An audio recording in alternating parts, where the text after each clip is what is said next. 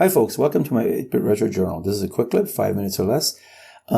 It's a different setup. We're actually renovating our house, and so my home studio I can't get into at the moment, so I kind of set up something at my office.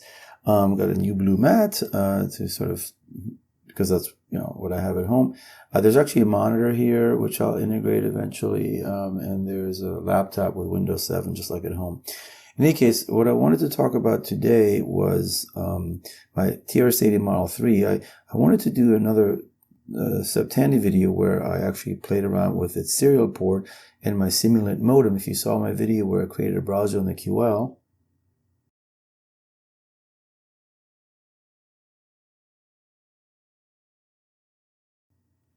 I kind of wanted to not necessarily write a browser for the Model 3, but use a terminal program. And there's a few that I found, and I needed to write a disk to be able to run that, and then connect the Simulant modem with it has a serial card in it, the Model 3 does.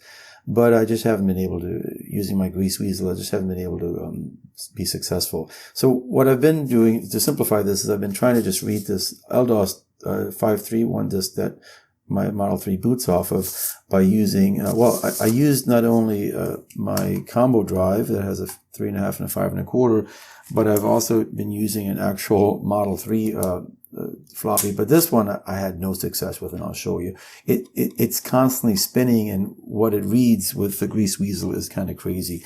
But let me put this disk in, and let's go to my laptop to show you what I've gotten. So here in my laptop, the test2.hfe was the one that came from the Model 3's floppy. So let me load that in and show you what that looks like, because it's kind of disappointing. It's right here.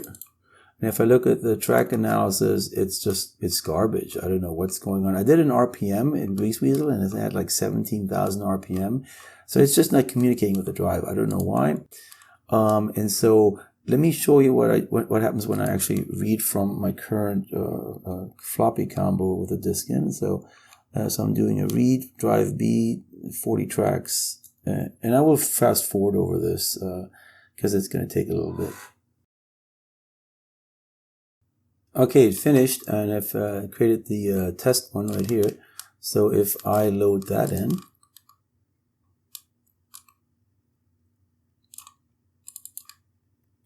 and now it's tracked. So you can see that, yeah, it actually did okay. And if you look in this window here, there are times when it actually has text that's readable. So what's odd about this is that you can see that the track, you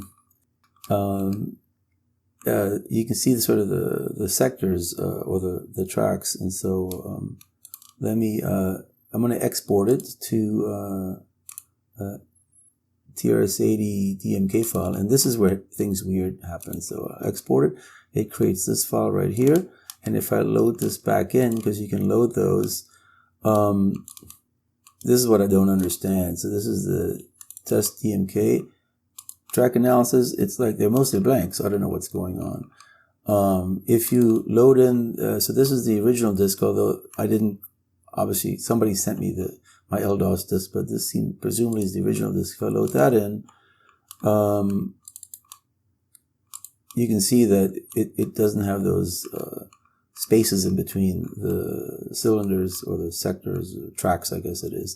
But so let me show you what happens when I load this into the emulator. I've got it LDOS already loaded. If I set the second disk to the DMK file I created, which is right here, and then reset it.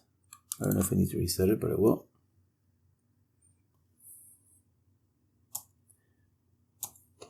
And if I do a dir, it'll do the first one first, so itself, and it'll be successful. You see, it says drive 0 on here, and so then if I hit return again, it's going to do try. So it's going to. Now you can see it's doing drive 1 and it just fails.